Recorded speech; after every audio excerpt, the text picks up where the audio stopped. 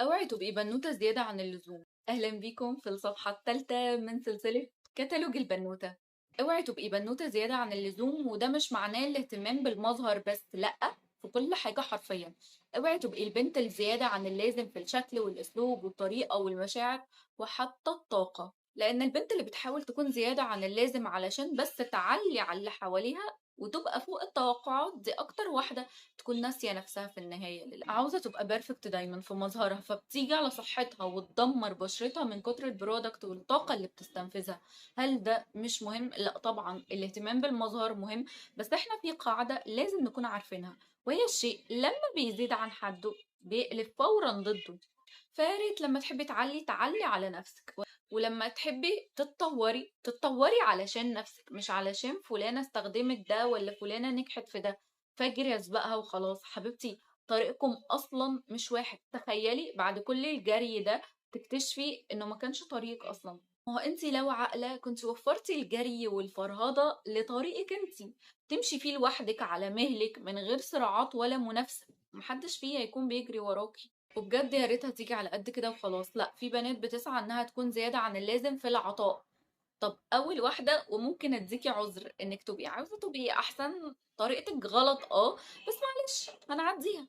لكن معلش، يعني بتجودي من عندك ليه وبتسعي انك تبقي الشخص المعطاء بزياده ليه؟ وعلى اساس ايه؟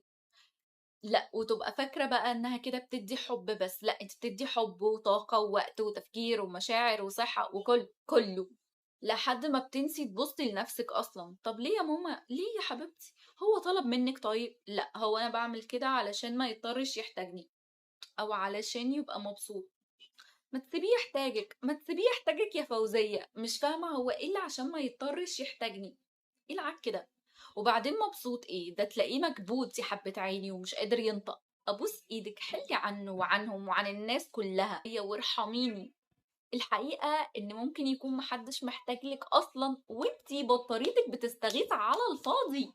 انا عارفة ان في منكم برضو اللي بيعمل كده كمحاولة لاثبات انك بيرفكت وقد ايه شاطرة ومسؤولة، لدرجة ان في بنات ممكن تهلك نفسها بدل الشغل اتنين علشان بس يتقال واو سوبر وومن، مش علشان هي بتطمح لحاجة او مثلا دي ظروفها، لا، بس عشان يتقال قد ايه مسؤولة وقوية ومتماسكة، وهي اصلا لو حد نفخ جنبها هتنهار. وزي ما قلت، هي مش بس بتسعى انها تكون بنوتة زيادة عن اللازم بيرفكت في شكلها ومظهرها، لا، في افعالها ومشاعرها وخططها وقراراتها كمان. وعلى ذكر افعالها بقى، البنت اللي بتعصر نفسها علشان تطلع البنوتة اللي جواها بالعافية، اللي هو عافية كده، انا هتكلم كده وهتصرف كده وهبقى ملزقة ومتصنعة، مش مهم، المهم ابقى بنوتة زيادة عن اللزوم وخلاص.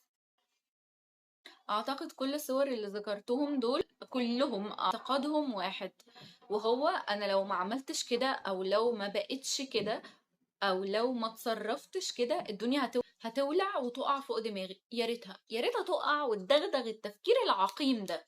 طب ليه في ناس او بنات بتسعى لكده؟ طبعا ليه اسباب وعوامل نفسية كتيرة جدا، ولكن جملة ممكن تلخص كل ده، وهي انها عمرها ما شافت ولا سمعت نفسها، وحياة الناس وصوتهم دايما بيكون اعلى. طيب ازاي تعرفي بقى انك البنت الزيادة عن اللازم؟ اول حاجة، ما بتاخديش اي خطوة او قرار في حياتك الا بناء على انك شفتي حد خد الخطوة دي فبتعملي زيه. تاني حاجة، بتسعي بكل الطرق تبقي مستنسخة شكل واسلوب وطريقة مش بتاعتك علشان بس تتشافي. تالت حاجة، بتوزعي طاقتك على كل الناس علشان يتقال عليكي إنسانة، والحقيقة انت هيتقال عليكي إنسانة بس إنسانة مغفلة. طيب إيه الحل بقى؟ اتكلمي مع نفسك وحاولي تسألي السؤال ده لنفسك وتجاوبي عليه بكل صراحة. انت بتعملي كده ليه؟ وبتسعي لإيه؟ هل علشان انت حابة كده فعلا، مجرد انك مش حاسة انك هتكوني كفاية لوحدك فبتستعطفي الناس بالطريقة دي؟ تاني حاجة، حطي حدود لنفسك وافرضيها على نفسك. تالت حاجة، قبل ما تفكري تدي الاهتمام شوفي نفسك محتاجاه ولا لأ. لو محتاجاه يبقى بيبي، الأولوية لنفسك مش للناس. طيب، وعشان اللي هيسأل دلوقتي هو ايه علاقة البنت الزيادة عن اللزوم بكتالوج البنوتة؟ كتالوج البنوتة مش دليل انك تكوني مثالية في نظر الناس، بالعكس، ده دليلك لنفسك، بيعرفك على حدودك وطاقتك وقيمتك ونقطة وقوفك. واللي بيحصل مع البنت الزيادة عن اللزوم إنها بتكسر كل الحدود دي، مش من حب أو كرم، لأ، هي من خوف، من خوف إنها لو قالت لأ أو كفاية الناس هتمشي وتسيبها. وده ضد أول قاعدة في كتالوج البنوتة: ما تتخليش عن نفسك علشان حد، ولو لزم الأمر خليهم هما اللي يمشوا، مش انتي اللي تمشي وتسيبي نفسك. واعرفي ان كل مرة بتعدي او بتسكتي اكنك بتكتبي صفحة جديدة في الكتالوج، بس مش بخطك، بخط ناس تانيين بيشكلوا حياتك على مزاجهم هما. وده اكبر خطر، انك تفضلي تضيفي لكتالوجك كلام ناس لحد ما توصلي لاخر صفحة وتكتشفي ان مفيش ولا جملة شبهك.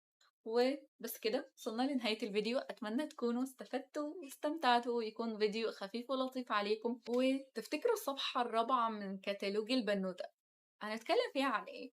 وبس كده، أشوفكم في فيديو جديد. سلام عليكم.